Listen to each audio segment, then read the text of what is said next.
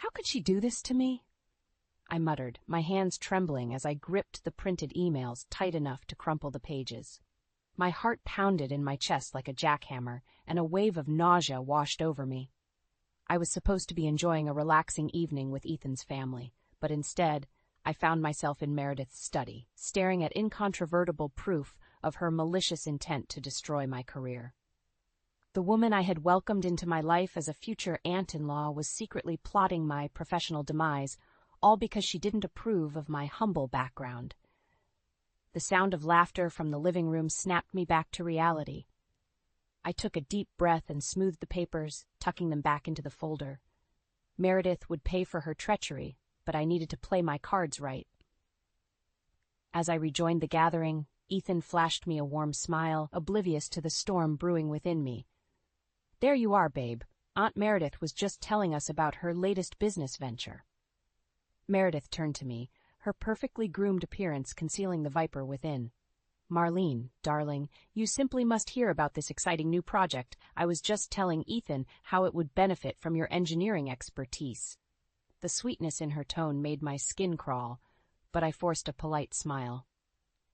"That sounds wonderful, Meredith. I'd love to discuss it further."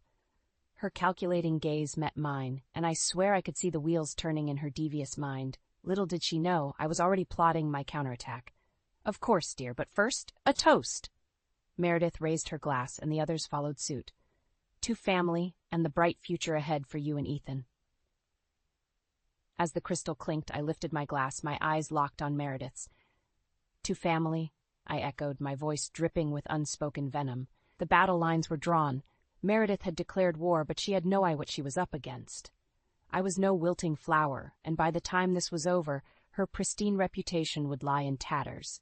Ethan's hand found mine, giving it a gentle squeeze. "You okay?" he whispered, his brow furrowed with concern. I leaned in and planted a tender kiss on his cheek. "Never better," I lied, squeezing his hand back. This was only the beginning. Meredith's downfall would be my greatest achievement, and I would savor every moment of her undoing. She had awoken a fury within me that would not be sated until justice was served. The grand ballroom sparkled with opulence, crystal chandeliers casting a warm glow over the impeccably dressed guests. But beneath the glamour, a sinister undercurrent rippled, one that threatened to upend the entire evening. "Marlene, darling, you look ravishing." Meredith cooed as she approached, her ruby-red lips curled into a saccharine smile. "Though I must say, that dress seems a tad understated for such an occasion." My fingers tightened around the champagne flute, the urge to hurl it at her smug face nearly overwhelming me. But I reined in my fury, forcing a tight-lipped smile. "Why, thank you, Meredith. I prefer to let my inner beauty shine." Her eyes narrowed ever so slightly, and I could practically see the wheels turning in her devious mind. Inner beauty? How quaint. Before I could respond, Ethan appeared at my side, slipping an arm around my waist. "There you are, babe. Doesn't she look stunning, Aunt Meredith?" Meredith's gaze flickered between us, her false smile unwavering. "Of course, dear, though I can't help but wonder if that modest little number was perhaps ill-advised for tonight's festivities." My grip on the flute tightened further, the crystal digging into my palm. Ethan, bless his oblivious heart, simply chuckled. "Nonsense, Aunt Meredith. Marlene's beauty shines through no matter what she wears." He leaned in, brushing a tender kiss against my cheek. "You're the most gorgeous woman here." For a fleeting moment, I allowed myself to bask in his affection, pushing aside the tempest of rage simmering within me. But Meredith's pointed clearing of her throat shattered the tranquility. "Well, we mustn't keep the guests waiting any longer," she declared, her tone cloyingly sweet. "Shall we make our grand entrance?" Ethan beamed, ushering us toward the ballroom doors. As we stepped into the spotlight, a hush fell over the crowd, and I plastered on my brightest smile, determined to play the role of the blushing bride-to-be. But as Meredith took the microphone, her perfectly manicured talons curling around the stem, I knew the real battle was only just beginning. "Friends, family, esteemed guests," she began, her voice ringing out over the hushed ballroom. "We gather here tonight to celebrate the union of my beloved nephew, Ethan, and his fiancée, Marlene." The way she uttered my name, dripping with thinly veiled disdain, sent a chill down my spine. But I held my head high, matching her steely gaze with one of my own. While their backgrounds may differ, Meredith continued, her perfectly painted lips curling into a condescending smirk, we welcome Marlene into our elite circle with open arms. The crowd applauded politely, but I could sense the undercurrent of judgment rippling through the well-heeled guests. Meredith's veiled barbs had found their mark, and in that moment I vowed to make her pay dearly for her blatant disrespect. As the evening wore on, I played the part of the gracious future bride, schmoozing and mingling with the upper crust while silently cataloging every slight, every dismissive glance, and every backhanded compliment hurled my way. Little did they know, their contempt only fueled the fire burning within me.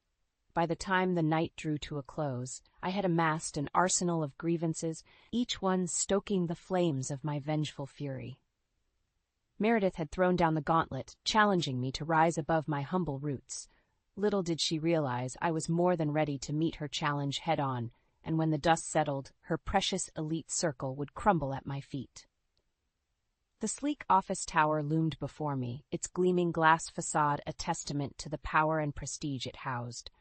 But as I strode through the revolving doors, my heart pounded with a mixture of dread and determination. "Good morning, Miss Carter," the receptionist greeted me with a polite smile. "Mr. Holbrook is expecting you in his office." I nodded curtly, my throat constricting as I made my way down the familiar hallway. This was the path I'd walked countless times, my heels clicking against the marble floors with purpose and pride. But today, an ominous cloud hung overhead, casting a shadow over my once bright future. Steeling myself, I rapped my knuckles against the imposing oak door. "Come in." The gruff command echoed through the wood, and I took a steadying breath before entering. Jack Holbrook, my former boss, sat behind his massive desk, his brow furrowed as he shuffled through a stack of papers. "Have a seat, Marlene." The use of my first name sent a chill down my spine. This wasn't a friendly chat. This was the executioner's block. I lowered myself into the plush leather chair, my spine ramrod straight as I met his gaze head-on. "You wanted to see me, sir?" Holbrook's expression remained impassive as he slid a folder across the desk.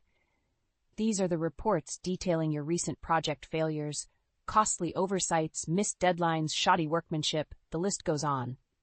My heart stuttered in my chest as I flipped through the pages, a mixture of confusion and disbelief washing over me.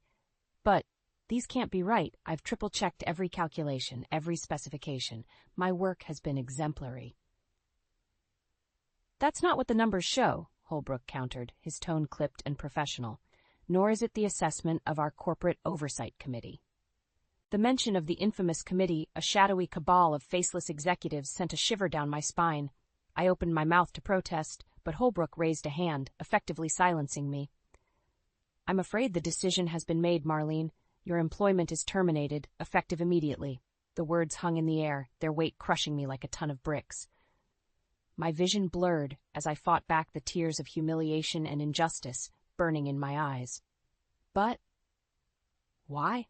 After all my years of dedicated service, how could you just let me go like this? Holbrook's expression softened ever so slightly, a flicker of regret passing across his weathered features. "It's out of my hands. The committee's ruling is final."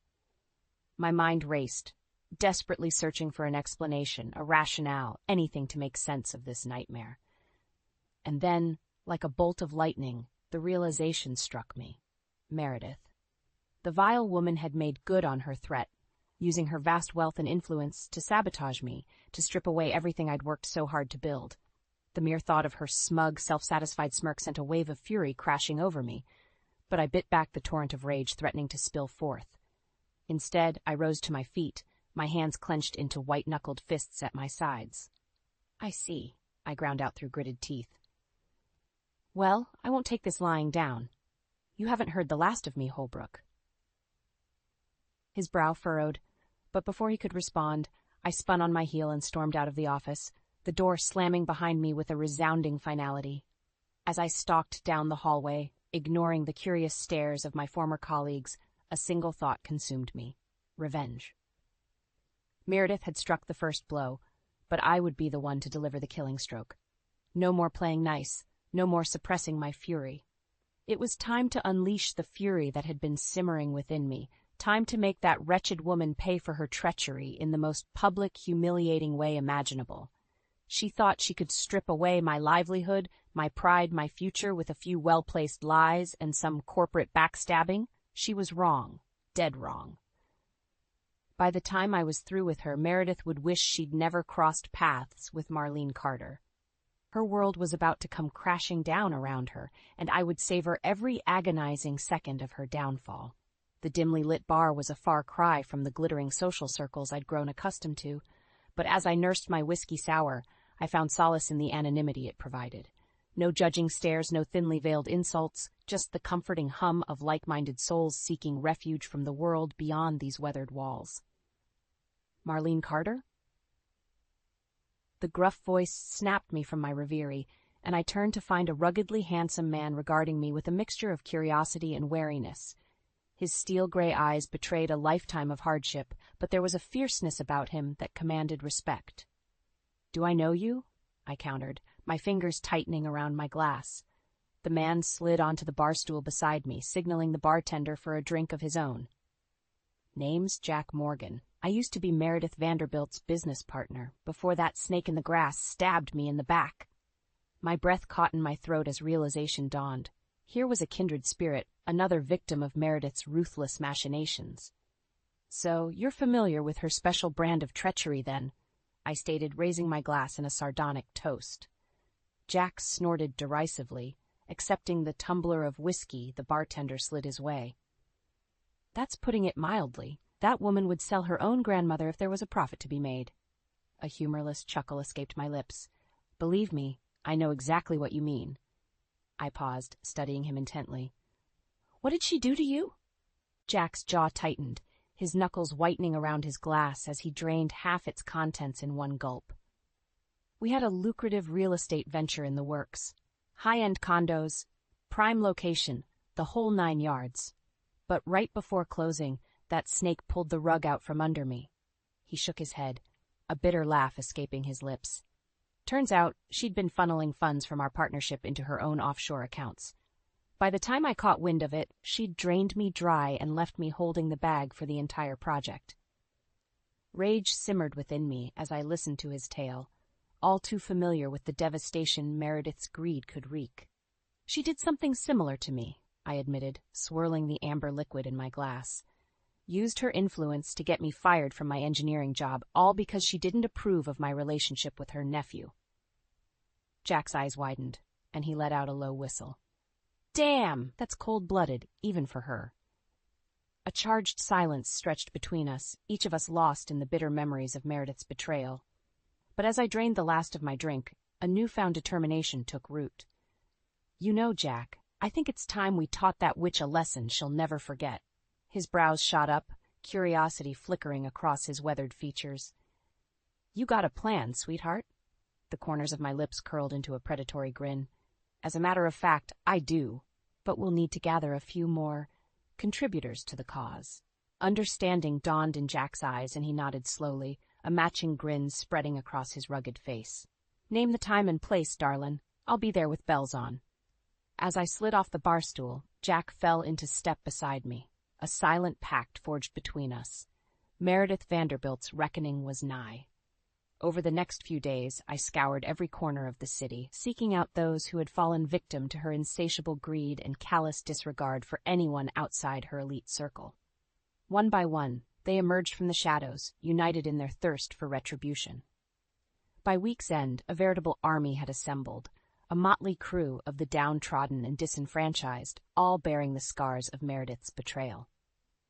As I surveyed the unlikely alliance, a fierce determination burned within me. No more hiding in the shadows, cowering in fear of that woman's wrath. It was time to drag her sins into the light, to make her answer for the lives she'd so carelessly crushed beneath her designer heels. Meredith Vanderbilt's reign of terror was about to come to a brutal, humiliating end, and I would be the one to deliver the killing blow, once and for all.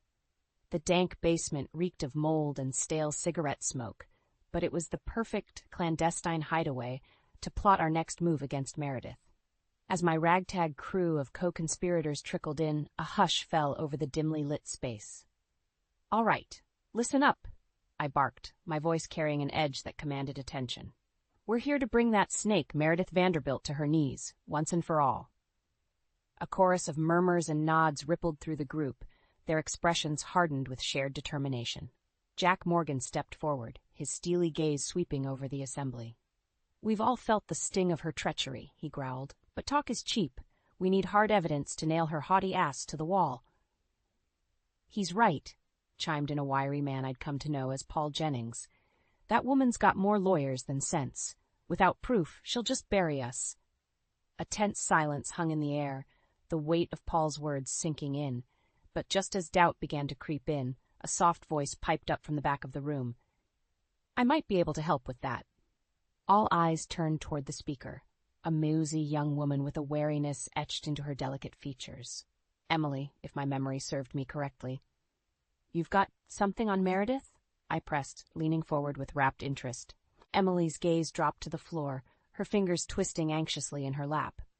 "I used to be her personal assistant," she began, her voice little more than a whisper. "I saw things, heard things I shouldn't have." Jack arched a skeptical brow. "You got proof to back that up, kid?" Rather than responding, Emily reached into her tattered purse and extracted a battered manila folder. My heart skipped a beat as she laid it on the table before us, the damning contents spilling out onto the scarred wooden surface. "Phone recordings," she murmured, gesturing to the neatly labeled cassette tapes. "Financial statements, offshore account details, everything you'd need to bury that witch once and for all."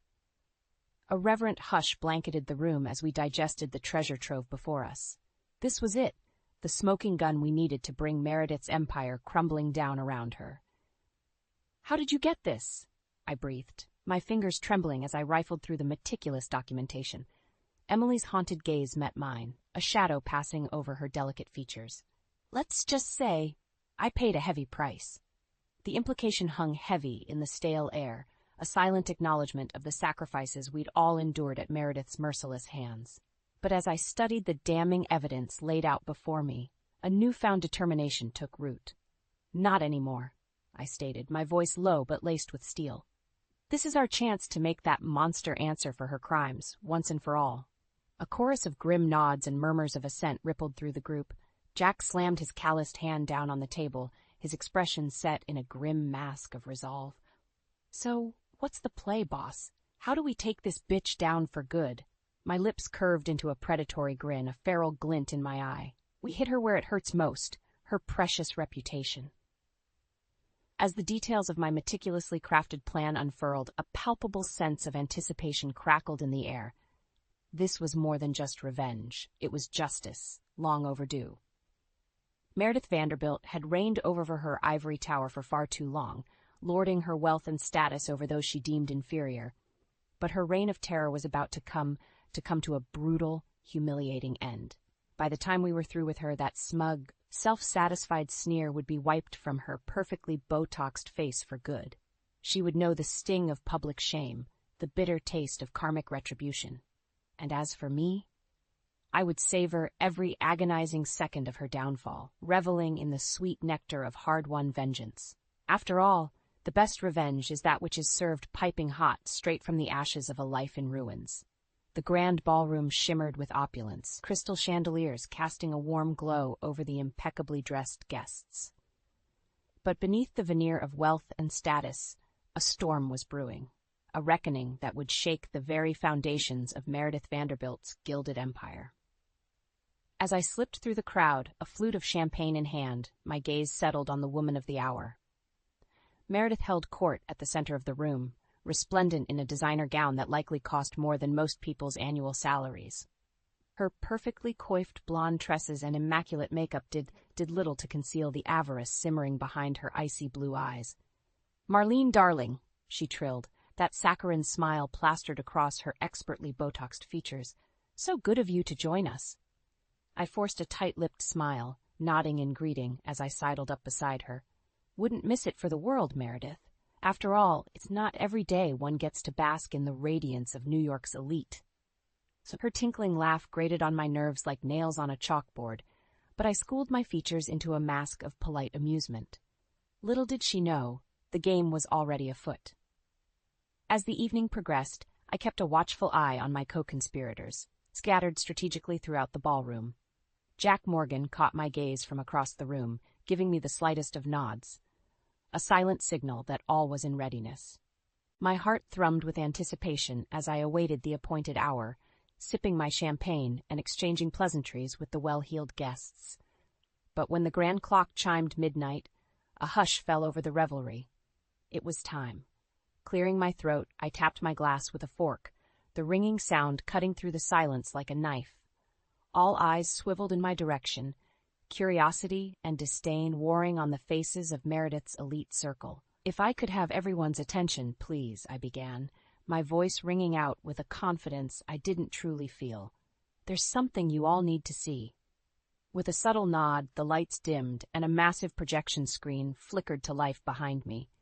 Gasps and murmurs rippled through the crowd as the first image appeared, a candid shot of Meredith, cold hard cash spilling from her perfectly manicured hands. "What is the meaning of this?" she sputtered, her perfectly sculpted features contorting with outrage. I merely arched a brow, turning to face the screen as the incriminating evidence began to unspool in vivid detail. Bank statements, offshore accounts, footage of backdoor dealings, a veritable treasure trove of Meredith's misdeeds, laid bare for all to see. With each damning revelation, the ballroom descended deeper into chaos. Shouts and accusations rang out, punctuated by Meredith's increasingly shrill denials. But the pièce de résistance was yet to come. As the final audio recording crackled to life, a deathly hush blanketed the room.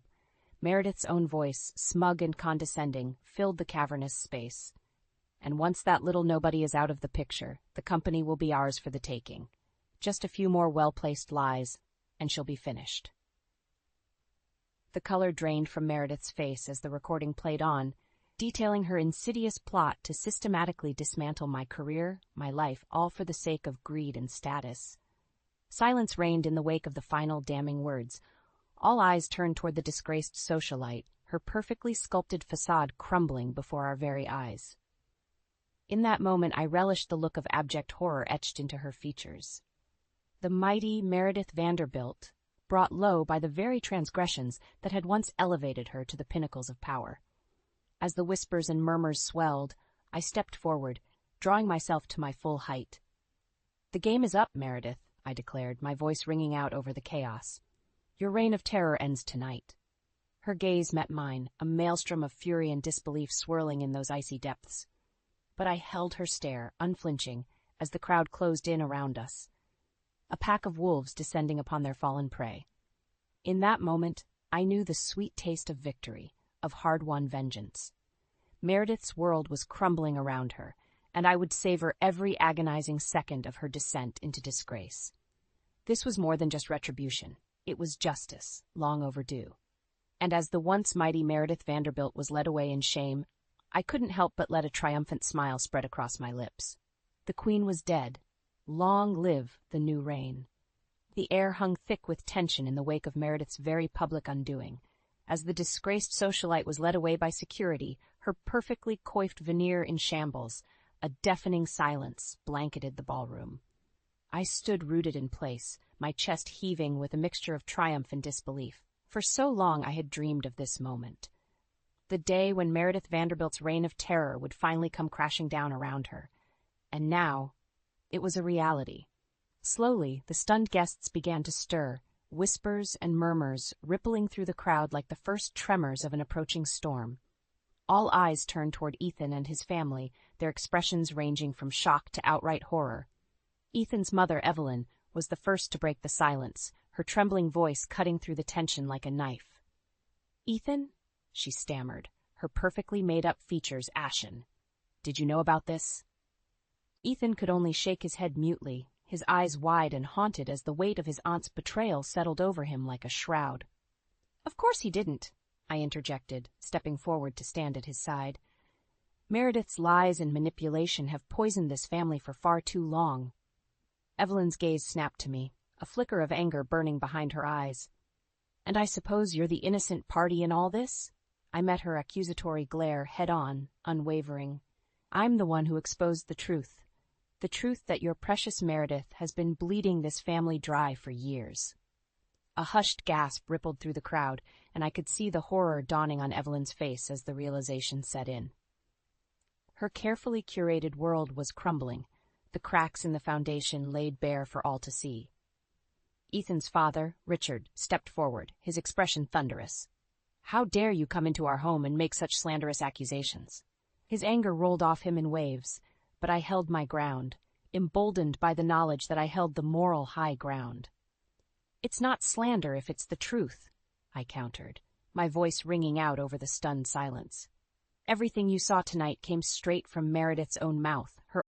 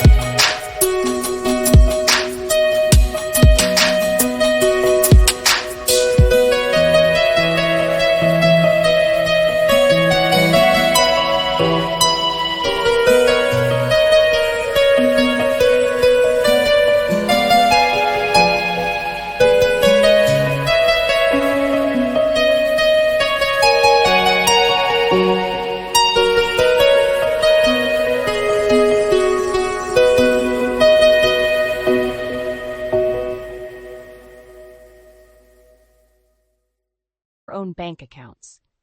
As if on cue, Jack Morgan emerged from the crowd, the damning evidence clutched in his weathered hands. "We've got the receipts, pal," he growled, tossing the files onto the nearest table with a resounding thud. "Your aunt's been running a game on you for years, and you were too blind to see it." Richard's face contorted with rage, his fists clenching at his sides. But before he could unleash his fury, Ethan's voice cut through the tension, soft but laced with steel. "Enough." All eyes turned toward him, drawn by the quiet authority in that single word. Ethan's shoulders were squared, his jaw set in a grim line as he surveyed the scene before him. "For too long, I've stood by and let this family's toxic behavior poison everything it touches," he stated, his gaze sweeping over the assembled guests. "Well, no more." He turned to me then, his eyes brimming with a cocktail of emotions, shame, regret, but also a newfound sense of resolve. "Marlene, you were right all along," he murmured, taking my hand in his. "I was blind to the truth, but you risked everything to open my eyes." A hushed silence fell over the room as Ethan drew me into a fierce embrace, his lips brushing against my temple in a tender gesture. "Thank you," he whispered, his voice thick with emotion. "Thank you for setting me free." In that moment, the weight of everything we'd endured seemed to lift from my shoulders. The battles had been fought, the war won, and in the end, our love had emerged victorious. As I returned Ethan's embrace, I caught a glimpse of Meredith over his shoulder. Her immaculate facade was shattered, her perfectly sculpted features twisted into a mask of impotent rage. Our eyes met, and in that fleeting moment, I saw the bitter truth laid bare. She had lost her power, her wealth, her stranglehold over this family. And as the security guards hauled her away, I couldn't help but savor the sweet taste of her comeuppance. The mighty Meredith Vanderbilt had fallen, and from her ashes, a new beginning would rise, one built on truth, love, and the unbreakable bonds of family forged by fire. This was more than just revenge. It was deliverance, a chance to shed the toxic legacy of the past and embrace a future untainted by greed and deceit. And as Ethan's family slowly began to rally around us, their eyes filled with newfound clarity, I knew that our greatest victory lay not in Meredith's downfall, but in the healing that would follow in its wake. The weight of Meredith's treachery had finally been lifted, but the path forward was still shrouded in uncertainty. As Ethan and I stood side by side, surveying the wreckage of his once pristine family empire, a heavy silence hung in the air. "What happens now?" Ethan's voice was little more than a whisper, laced with a mixture of relief and trepidation. I turned to face him, my hand finding his in a reassuring squeeze. "Now we pick up the pieces and build something better, something stronger than anything Meredith could have ever imagined." A flicker of hope kindled in his eyes, and he nodded slowly, his grip tightening around my fingers. "You're right," he murmured. "We can't undo the past, but we can forge a new path, one free from her toxic influence." A soft cough interrupted our moment, and we turned to find Ethan's father, Richard, regarding us with a guarded expression. "Son," he began, his voice thick with emotion, "I owe you both an apology." Ethan stiffened beside me, but I gave his hand a gentle squeeze, silently urging him to hear his father out. Richard's gaze dropped to the floor, shame etching deep lines into his weathered features. "For too long, I turned a blind eye to Meredith's machinations. I allowed her greed and ambition to poison this family, all in the name of preserving our legacy." He raised his eyes to meet ours, and I was struck by the raw vulnerability shining there. "But you, Marlene, you had the courage to stand up to her, to expose the truth we were all too afraid to face." He exhaled a shaky breath. "Thank you for setting us free." The sincerity in his words hung heavy in the air, and I could see the weight of years of oppression lifting from Ethan.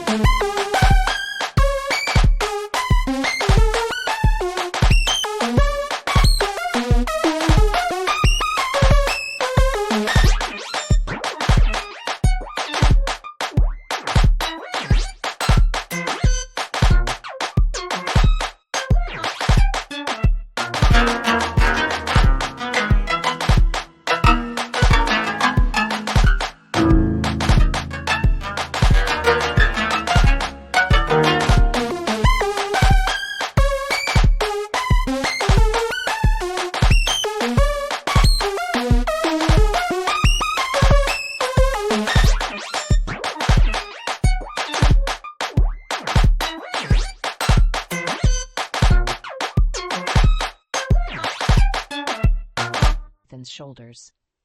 Slowly, he nodded, accepting his father's apology with a quiet grace. "It's going to take time to heal," he acknowledged, "but we have a chance now, a chance to rebuild on a foundation of honesty and trust." Richard's lips curved into a tentative smile, and he extended a hand toward me. "Then let's start anew as a family, all of us together." I accepted his proffered hand, sealing the pact with a firm shake. In that moment, I felt a profound sense of clarity. This was more than just the end of Meredith's reign. It was the beginning of a new era, one built on the bonds of love and the unshakable strength of unity. Over the next few weeks, Ethan and I watched as the remnants of Meredith's empire crumbled around us. Lawsuits were filed, assets were seized, and the once mighty Vanderbilt name became synonymous with shame and disgrace. But through it all, we stood resolute, determined to rise from the ashes and forge a path untainted by greed or manipulation. With the help of our newfound allies, Jack, Emily, and the others who had suffered at Meredith's hands, we set about rebuilding, not just a business, but a legacy built on integrity and honor. Gone were the days of backroom deals and underhanded tactics. In their place, we ushered in an era of transparency and ethical practices, determined to prove that success could be achieved through hard work and unwavering principles. And as our fledgling enterprise began to take flight, something even more profound took root: the healing of a family long fractured by Meredith's poisonous influence. Ethan's parents, once so deeply entrenched in the toxic culture of wealth and status, found solace in our new way of life. Gone were the extravagant parties and ostentatious displays of excess, replaced by quiet family dinners and heartfelt conversations. It was during these moments, as we gathered around the table, sharing laughter and rekindling the bonds that had been strained to the breaking point, that I truly understood the depth of our victory. We had not only defeated Meredith's schemes, we had triumphed over the very ideals she held so dear: greed, status, and the relentless pursuit of power at all costs. In their place, we had cultivated something far more precious: a life rooted in love, honesty, and the unbreakable strength of family. As I looked around the table, taking in the smiles and the easy camaraderie, I knew that this was just the beginning. The road ahead would be paved with challenges and obstacles, but we would face them together, united by the bonds we had forged in the fires of adversity. Meredith's reign of terror was over, and in its place, a new legacy was being born, one built on the foundations of truth, resilience, and the unwavering belief that love, in the end, would always conquer all.